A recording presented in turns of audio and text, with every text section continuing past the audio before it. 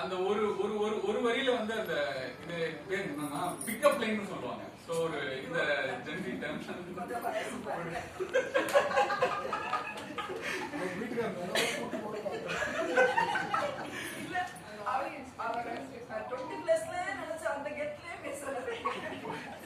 காதல் பாட்டு பாட காலம் இன்னும் இல்லை, தாலாட்டு பாட தாயாரும் இல்லை அப்படின்ற ஒரு வரி இருக்கும். அது வந்து ஒரு பெஸ்ட் பிக்கப் லைன். அத வந்து பாடலாசிரியர் கபிலன் உங்க எல்லாருக்கும் தெரியும், உன் சமையலறையில் அந்த பாட்டுலாம் எழுதியிருப்பாரு. சோ இந்த பிக்கப் லைனை வந்து அவர் எங்க எடுத்துட்டு வர்றாருன்னா, ராமன் தேடிய சீதை அப்படின்ற ஒரு படம் சேரன் அவர்கள் நடிச்சிருப்பாங்க.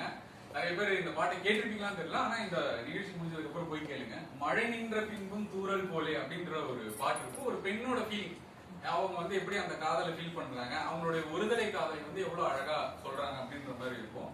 அதுல வந்து அவர் எழுதுறாரு, உன்னை எனக்கு பிடிக்கும், அதை சொல்வதில் தானே தயக்கம், நீயே சொல்லும் வரைக்கும் என் காதலும் காத்து கிடக்கும். சூப்பர். கண்ணதாசன் காப்பி இன்னும் வரல, இப்ப வந்து கண்ணதாசன் உள்ள எடுத்து வராது.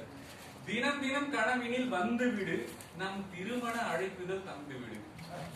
இங்க வந்து அவர் வந்து கண்ணதாசனை வந்து நினைவு வச்சு எனக்கு வந்து இந்த வரியை வந்து இங்க எழுதுறதுக்கு காரணம் வந்து கண்ணதாசன் அப்படின்னு வந்து சொல்றாங்க. இதுக்கெல்லாம் வந்து ஒரு பெரிய மனசு இருக்கும். சோ இப்ப வந்து ஒரு சூப்பர் ஸ்டாருக்கு ரீப்ளேஸ்மெண்ட் இருக்கலாம், ஒரு உலக நாயகனுக்கு ரீப்ளேஸ்மெண்ட் இருக்கலாம், அஜித், விஜய், தனுஷ் இவங்க எல்லாருக்குமே ரீப்ளேஸ்மெண்ட் இருக்கலாம். ஆனா கண்ணதாசனுக்கு ரீப்ளேஸ்மெண்ட். சோ இப்ப எல்லாரும் கொண்டாடுற காதல் வரிகள் அப்படின்னா மதன் கார்கே அவர்கள் எழுதின இந்த வரி சொல்லுவாங்க, கண்ணம் சுருங்கிட நீயும் மீசை நரைத்திட நானும், அந்த வரி சொல்லுவாங்க. அப்புறம் வந்து வாலிசரோட லைனிங், உனக்காக பிறந்தேனே எனதழகா, பிரியாம இருப்பேனே பகலிரவா. இது அந்த நம்ம வாழ்க்கையை வந்து எப்படிலாம் வாழணும், நமக்கு வந்து எப்படிப்பட்ட ஒரு வீட்டுக்காரன் வீட்டுக்காரி வேணும் அப்படின்றத வந்து எக்ஸ்பிரஸ் பண்றப்ப இதெல்லாம் வந்து எடுத்துப்பாங்க.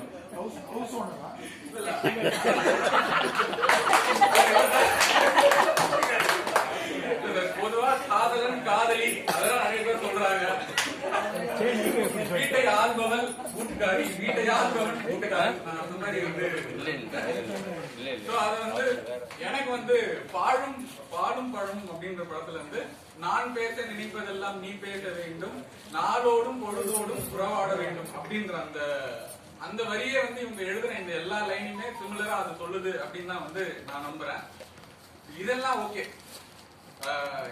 கண்ணதாசன், வைரமுத்து இந்த ஒரு யூனிவர்ஸ்குள்ள இப்ப குறிப்பா ஆக்சுவலா நிறைய பாட்டு இருக்கு. என்ன நான் வந்து நேரத்தை வந்து ஒத்துக்கிறேன், அதனால ஒரு பாட்டு தான் அதிகமான வந்து நான் சொல்ல போறேன். தேனிலவு படத்துல வந்து, பூஜைக்கு வந்த மலரேவா, பூமிக்கு வந்த நிலவேவா, பெண் என்று சொல்லி பேசாமல் வந்து பொன்வண்ண மேனி சிலையேவா அப்படின்னு சொல்லி அவர் அழகா போயட்டிக் சென்ஸா சூப்பரா எழுதியிருப்பார். இப்பவும் அது கேட்டா நமக்கு எல்லாம் ஐயோ சார் சார் பயர் சார் அப்படின்னு சொல்லுவோம். இந்த தலையம் வந்து எங்க எடுத்து வர்றாருன்னா, entering to Vairamuthu universe Sivaji படத்துக்கு வரும். சிவாஜி படத்துல நீங்க எந்த பாட்டையும் யோசிக்கலாம். நானே சொல்றேன், வாஜி படத்துல வாஜி வாஜி அப்படிங்கிற அந்த பாட்டுக்குள்ள வந்து வைக்கிறார்.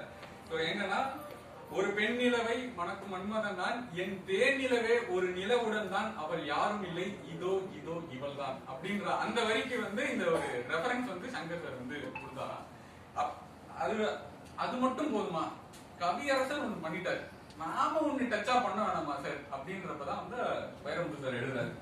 பெண்களிடம் சொல்வது குறைவு, செய்வது அதிகம், செயல் புயல் நானடி அப்படின்னு சொல்லிட்டு ரசிகை சார் நாங்க சொல்லவும், இது ஓகே, இது தூள், இது கீழா அப்படின்னு சொல்லிட்டு அந்த சிவாஜி படத்தோட அந்த கம்போசிங் முடிஞ்ச உடனே வந்து ரஹ்மான் சார் சொல்றாரு, இது வந்து தியேட்டர்ல எப்படி வருதுன்னு பார்ப்போம் அப்படின்னு சொல்லிட்டு போட்டி போட்டு, அப்பெல்லாம் வந்து இந்த மாதிரியான ஒரு அது ஒரு ஆரோக்கியமான போட்டி இருக்குல்ல, யார் பெஸ்டா மியூசிக் பண்றா, யார் பெஸ்டா லிரிக்ஸ் பண்றா, யார் பெஸ்டா விஷுவல் பண்றா அப்படின்ற அந்த போட்டி.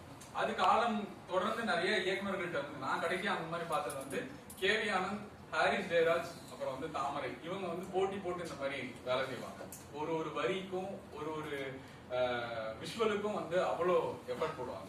பாட்டான் படத்துல கூட வந்து இப்ப யாரோ யாரோ பாட்டை வந்து ஒரு 3 மாசம் அவங்க வந்து எழுதுறாங்க தாமரை.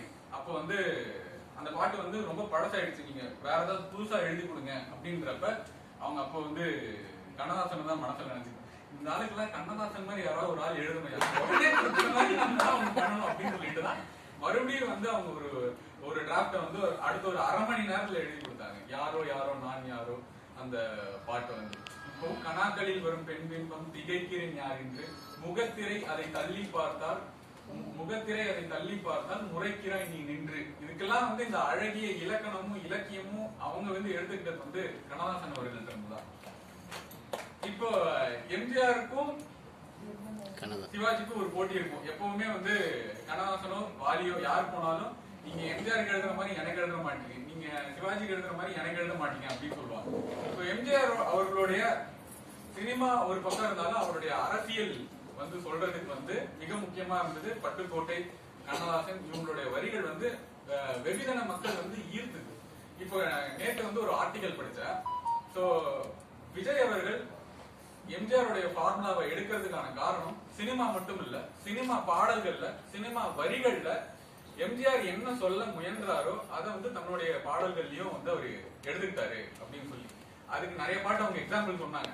சரி இது எப்படா நான் நம்புவோம் அப்படின்றப்ப அதுல வந்து ஒரு எடுத்துக்காட்டு வந்து ஒரு சீன் சொன்னாங்க. பிகில் படத்துல வந்து அந்த ராயப்பன்ற ஒரு கேரக்டர், அந்த ராயப்பன்ற கேரக்டர் வர்றப்ப வந்து அங்க வந்து வேற ஏதாவது பிஜிஎம் வாசிக்கலாம் இது பண்ணிக்கலாம் அப்படின்னு கேக்குறப்ப அந்த இடத்துல நம்ம ஏதாவது ஒரு எம்ஜிஆர் போட்டோ வச்சு ஏதாவது ஒண்ணு பண்ணலாம், கண்ணதாசனுடைய பாட்டை வச்சு ஏதாவது ஒண்ணு போயட்டிக்கா ஒரு தீமேட்டிக்கா நம்ம வந்து அந்த கேரக்டர் ஃபில் பண்ணலாம்னு சொல்லிட்டு அவரு அந்த இடத்துல ரெஃபரன்ஸா வச்சது வந்து என்னதான் நடக்கும் நடக்கட்டுமே, இருட்டினில் நீதி மறையட்டுமே, தன்னாலே வெளிவரும் தயங்காதே, தலைவன் இருக்கிறான் மயங்காதே. எனக்கு இந்த இடத்துல தலைவன் சொல்றது கண்ணதாசன் தான். அடுத்தது அதோ அந்த பறவை போலன்ற அந்த பாட்டு எனக்கு ஏன் அந்த பாட்டை வந்து கேட்கணும்ன்றதுக்கு ஒரு காரணம் இருக்கு. அப்பதான் வந்து நம்ம விடுதலை அடைந்துட்டோம். விடுதலை அடைந்து நம்ம வாழ்க்கை மக்கள் வந்து எப்படி வாழணும் என்ன பண்ணணும் எதுவுமே தெரியாது. எதுவுமே தெரியாத ஒருத்தன் வந்து தியேட்டருக்கு போறான். ஒரு 1958 60 அந்த மாதிரியான பீரியட்னு வச்சுக்கலாம். அந்த மாதிரி டைம்ல வந்து அவங்களுக்கு என்ன யோசனை இருக்கும், அவங்க எப்படி வாழணும் எப்படி வந்து இருக்கணும் அப்படின்னு கேக்குறப்ப அவர் சொல்றாரு அதோ அந்த பறவை போல வாழ வேண்டும். ஒரு பறவை மாதிரி பறந்து நம்ம வாழ்க்கையை வந்து வாழணும்.